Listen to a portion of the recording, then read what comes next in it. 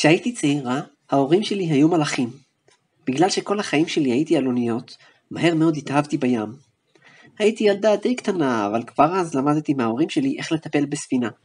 הם גם לימדו אותי להגן על עצמי, אני חושבת שהם ידעו שהחיים בים יכולים להיות מסוכנים. אני חושבת שהם היו מאוד גאים בי, למרות שאני לא יכולה להיות בטוחה. החיים שלי אז היו טובים מאוד. ואז הגיעו הפיראטים האלה. קיי וילהלם לא היה הקפטן אז, אבל הוא היה החובל הראשון, ויד ימינו של הקפטן המקורי שלהם. אז לא באמת הכרתי אותם, אבל נראה ששאר המלאכים בספינה וגם ההורים שלי זיהו אותם. כך שמעתי את השמות שלהם.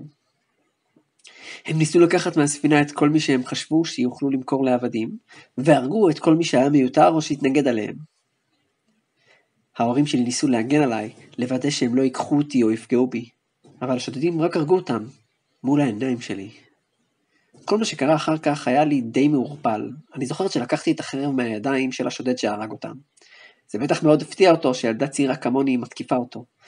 אני לא לגמרי זוכרת מה קרה מיד אחר כך, אבל אני זוכרת שאיכשהו הגעתי אל הקפטן של השודדים, והתקפתי אותו בחרב של השודד. דקרתי אותו בחרב והוא נפל למים.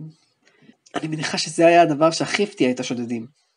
אני עמדתי שם ליד קצה הסיפון, אוחזת בחרב מלאה בדמו של הקפטן שלהם. אז קיי וילהלם הורה לשאר הפיראטים לסגת, כנראה הוא ממש פחד ממני. אני לא לגמרי יודעת למה, אולי התנהגתי בעצמי כמו משוגעת, והוא לא היה יכול להתקרב אליי. כשסוף סוף נרגעתי, הבנתי שאני על הספינה, וסביבי גופות של שודדים ושל מלאכים. אני חושבת שהיו עוד אנשים שניצלו, והם היו אלה שהשיתו את הספינה לחוף, אבל אני לא בטוחה. שוב, הכל כל כך מעורפל. כשהגענו לחוף הקרוב, נשבעתי שאני אנקום את מות הוריי, ואחסל את השודדים האלה. החרב שלהם עוד הייתה אצלי, ונשבעתי שלא אשלוף אותה מהנדן, כל עוד אני לא נלחמת מול הפיראטים שהרגו את ההורים שלי. מירב סיימה את הסיפור שלה, והסתכלה על אלדר ועל ספייק. אלדר כרגיל לא הראה שום הבעת פנים. ספייק לעומת זאת נראה כועס. זה הציק למירב. היא לא ציפתה שהסיפור שלה יעניין אותו, הוא הרי בן אדם אכזר ומעצבן. אבל למה הוא כועס עליה? למה הסיפור הטרגי שלה מכעיס אותו? השלושה ישבו על הרצפה בתוך אחד מתאי הספינה, כשידיהם ורגליהם קשורות זו לזו. הפיראטים קלו אותם בינתיים, וקיי וילהלם אמר שהוא ינסה לחשוב על דרך מעניינת להרוג את מירב. נראה היה שכמו שהיא רוצה לנקום בהם, הם רוצים לנקום בה, על שהרגה את הקפטן הקודם שלהם. נראה שהם עדיין מעוניינים למכור את ספייק ואת אלדר לעבדים. מה הבעיה שלך? שאלה מירב את ספייק. כלום, הוא סינן, והפנה את מבטו לעבר הדלת. מעברה השני עמדו שני פיראטים, ושמרו עליהם לוודא שלא יברחו. כמובן, לא היו עליהם הנשקים שלהם, דבר שהפריע גם לספייק וגם למירב, אם כי לכל אחד מסיבות קצת שונות. אז מה אנחנו עושים? שאל ספייק לאחר כמה רגעים. את עדיין מתכננת לנקום בהם, נכון? כמובן, אמרה מירב בהחלטיות, אבל קודם כל אנחנו צריכים לצאת מהחדר הזה. אבל איך? אין לנו אפשרות לצאת מהחבלים האלה, סינן ספייק. ואיך נשיג את הנשקים שלנו? מירב הרכינה את מבטה, לא הייתה לה תשובה. אלדר נעמד. שני הצעירים הפנו אליו את מבטיהם בבלבול, ומהר מאוד מבטם הפך לעוד יותר מבולבל. החבלים סביב ידיו ורגליו של הזקן נעלמו כלא היו. הזקן הרים באיטיות את מקל ההליכה שלו, שהפיראטים לא חשבו על לקחת, והצביע בעזרתו על החבלים שקשרו את מירב. היא הרגישה איך היא משתחררת, בעוד החבלים מתקלים, כאילו הם נשרפים במהירות. מה לה? מלמלה, אבל מיד מבטה הפך לחלטי והיא נעמדה. היי זקן, מה איתי? אמר ספייק. אלדר הפנה אליו את מבטו. לכמה רגעים הוא לא אמר דבר, ואז התקרב אליו באיטיות, וכיוון לעבר החבלים שקושרים את ידיו את המקל. כמו מה שקרה למירב, וגם החבלים שלו התקלו, והוא נעמד. עכשיו אנחנו צריכים לצאת מהחדר ולמצוא את הנשקים שלנו, אמרה מירב. אלדר הניח את אצבעו על שפתיו, וסתמן למירב ולספייק להיות בשקט. השניים הננו. הזקן התקרב אל הדלת, וכיוון לעברה את המטה שלו. נשמע צליל נקישה קל כשהמנעול נפתח. לרגע מירב וספייק נדרכו מהחשש שהשומרים שבצד השני של הדלת שמעו את הצליל. אבל לאחר רגע קל שלא נשמע שום רעש מהצד השני, הם נרגעו. אלדר הרים את המטה שלו לאוויר, ולאחר כמה רגעים הוריד אותו בחזרה. מה זה היה? שאל ספייק, אך אלדר לא ענה. מירב וספייק התקרבו אל הדלת ועמדו לפתוח אותה. חכו, אמר אלדר בקול שקט. שניהם הופתעו, הם כמעט ושכחו שאלדר מסוגל לדבר. הם עמדו שם לכמה רגעים, לא יודעים למה בדיוק הם מחכים. מה לה? נשמע מעבר לדלת לפתע. לאחר מכן נשמע צליל של שריקה באוויר, ואז רעש של משהו נחתך וקול חבטה. אלדר הנהן קלות בראשו לעבר מירב, וזו פתחה את הדלת באיטיות. לתוך החדר נפל מישהו שנשען על הדלת. לרגע מירב נרתעה, אלא שאז היא ראתה שמדובר בגופה המתה של אחד מהפיראטים ששמר על החדר שלהם. לתוך החזה שלו הייתה מוחדרת אחת הסכינים של ספייק. היא הסתכלה החוצה לעבר המסדרון שהיה מחוץ לחדר, וראתה את הגופה של הפיראט השני, שלשתוך גופו מוחדרת הסכין השנייה. לצד הגופות שכבה על הרצפה החרב של מירב. איך זה? התחילה מירב, ואז פנתה לעבר אלדר. הוא לא הגיב. תודה, אמרה, ויצאה מהחדר. היא הרימה את חרבה מהרצפה, והסתכלה עליה. לאחר רגעים ספורים של מחשבה, היא שלפה את החרב מהניצב, ובכך קראה את החבל שקשר אותה. ספייק יצא גם מהחדר, ולקח את שתי הסכינים שלו. יפה מאוד, אמר. בואו נכסח להם עכשיו את הצורה. אין לי בעיה, רק תשאיר את קיי לי, אמרה מירב, ורצה לכיוון הדלת שיוצאת מהמסדרון אל עבר הסיפון. היא פתחה את הדלת בחבטה ויצאה החוצה. הייתה זו שעת ערב מוקדמת, ועל הסיפון היא ראתה קבוצה של פיראטים, שכולם מיד הפנו את מבטיהם לעבר הדלת שנפתחה באיטיות. ורגע לאחר מכן הם שלפו את נשקיהם. לעזאזל, קרא הפיראט הג'ינג'י שהתקרב אליה כשמאחוריו קבוצה של עוד פיראטים. הוא הניף את חרבו להתקיף את מירב, ומירב מיהרה לנסות ולברוח, כשלפתע גופו של הפיראט ושל כל הפיראטים שעבדו מאחוריו הפסיקו לזוז. מה לעזאזל? קרא הג'ינג'י. ספייק ואלדר יצאו מהמסדרון מאחורי מירב, ואלדר כיוון את המטה שלו לעבר קבוצת הפיראטים. הוא קוסם? קרא הג'ינג'י. יפה יפה, חייך ספייק והניף את הסכין שלו. עכשיו אני יכול לראות לכם כמו שצריך. מירב לא טרחה אפילו להסתכל על ספייק, ורצה לעבר קיי וילהלם, שעמד בחרטום הספינה, כשלידו עמד הפיראט המסוכן ועוד קצת פיראטים, כולם שולפים את נשקיהם כדי להגן על עצמם. ספייק זרק את שתי הסכינים שלו על שני פיראטים מהקבוצה המשותקת, והרג אותם במהירות. הוא שלף את הסכינים מהגופות המשותקות, ואז שאר הפיראטים השתחררו. היי אלדר, מה לעזאזל? שאל ספייק, אך ראה שאלדר כעת היה עסוק בהתמודדות מול קבוצת פיראטים, בהנהגת הפיראט הגדול והקרח. ספייק לא היה יכול להסיח את דעתו מהקרב שלו מול הפיראט הג'ינג'י, אז הוא לא היה יכול לשים לב אל העובדה שאלדר התחמק מכל ההתקפות של הפיראטים במהירות, תוך כדי ריחוף מהיר באוויר, ככל הנראה בעזרת קסם.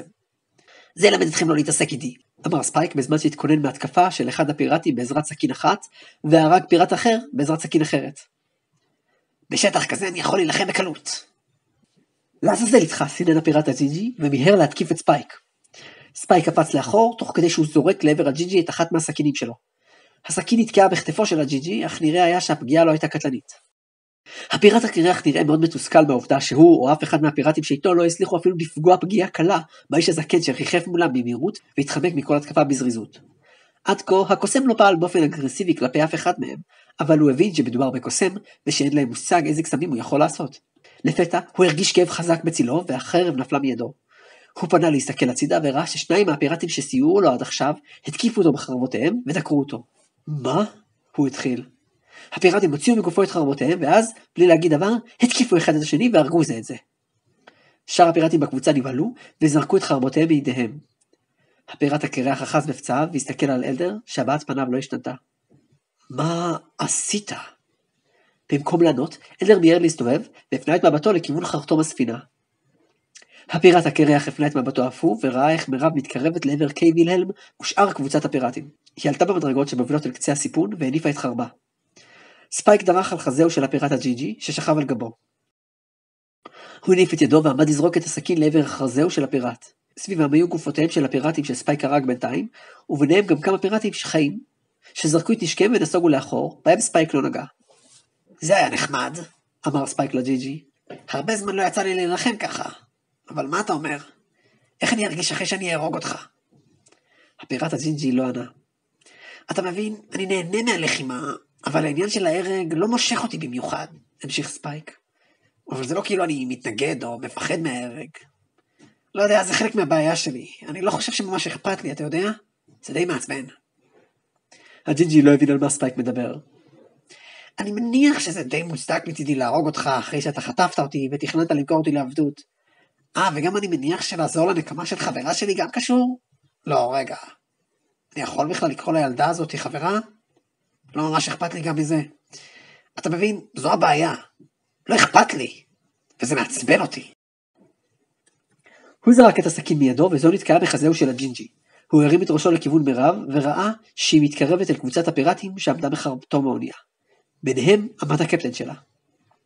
מירב עלתה במדרגות והתחמקה מהמתקפות של הפיראטים שהופנו לעברה. לא מסירה את מבטה מהקפטן. קיי וילהלם, קראה, אתה שלי! מבטו של הקפטן בהחלט היה מפוחד. נראה שהוא נזכר באופן בו התנהגה כשהיא הרגה את הקפטן הקודם שלהם. כמו שמירב לא הסיר את מבטה ממנו, כך גם הוא לא הסיר את מבטו ממנה. מירב התקרבה אליו במהירות והניפה את חרבה. היא כבר הייתה ממש קרובה אליו. היא הייתה מסוגלת לראות את הפחד בעיניים שלו. הוא שלף את חרבו, מנסה להתגונן מההתקפה הקרובה שלה. נטז של דם נכנס לשדה הראייה של מירב, והבעת פניה הפכה מהחלטית למופתעת. הבעת הפחד על פניו של קיי וילהלם לא השתנתה, אבל דם החל לזלוג מתוך פיו. מירב עדיין רצה ותכננה להתקיף את הקפטן, כשהוא החל להתרחק ממנה וליפול לאחור לכיוון הים. חרבה של מירב התקרבה אל הקפטן, אבל בסופו של דבר לא נגעה בו. הוא נפל אל כיוון הים, ויחד איתו נפלו עוד שני פיראטים שעד לפני רגע עמדו משני צדדיו, וכעת חרבותיהם פילחו את גופו של וילהלם. מירב נעמדה בקצה הסיפון, והסתכלה על המים במבט מלא בתדהמה. היא שכחה לגמרי את שאר הפיראטים שעמדו לידה, ביניהם הפיראט המזוקן, שגם הבעת פניו הייתה מלאה בתדהמה. הוא עמד לצד וילהלם, וראה כל מה שקרה. בלי כל התראה מוקדמת, שניים מהפיראטים שלו התקיפו את הקפטן, ואז קפצו למים, יחד עם הקפטן עצמו. הוא הניח שזה אמור היה להפוך אותו לקפטן כרגע, אבל הדבר הכי שהוא הרגיש כעת היה פחד. אם כי הוא לא ידע ממה בדיוק הוא מפחד. מירב לא זזה, והרגיש איך עיניה מתחילות לדמוע. דמעותיה זלגו בעיניה אל קצה הפה, ומשם נפלו אל הים, אליו היא הסתכלה. מה לעזאזל? ספייק ואלדר נעמדו לידה, כנראה שהם באו אחרי שהם סיימו את העניין שלהם. הרגת אותו? שאל ספייק. מירב הסתובבה לעברו, והסתכלה עליו במבט הדומה והמופתע שלה. לא הספקתי. ספייק נראה מבולבל, ואז הוא הסיף את פניו. מה זאת אומרת? מלמל. אלדר הפנה את מבטו לעבר הפיראט המזוקן, וזה נסוג לאחור מיד. מה לעזאזל עשיתם? הוא קרא. הוא קוסם, נשמע קולו של הפיראט הקרח שהתקרב אליהם, עדיין אוחז בפצעיו. הזקן הזה, הוא עשה את זה גם לי. מירב הפנתה את מבטה הדומה אל אלדר, מנסה להבין למה הפיראט התכוון. הוא שלט בכפופים אליי, וגרם להם להתקיף אותי. זה נכון? מלמלה מירב. אתה הרגת את קיי וילהלם? אלדר לא ענה. למרות שהבעת פניו לא השתנתה, איכשהו מירב הרגישה שהוא מאשר את דבריה. היא קרסה על ברכיה. לאחר רגע היא תפסה בפניה והתחילה לבכות.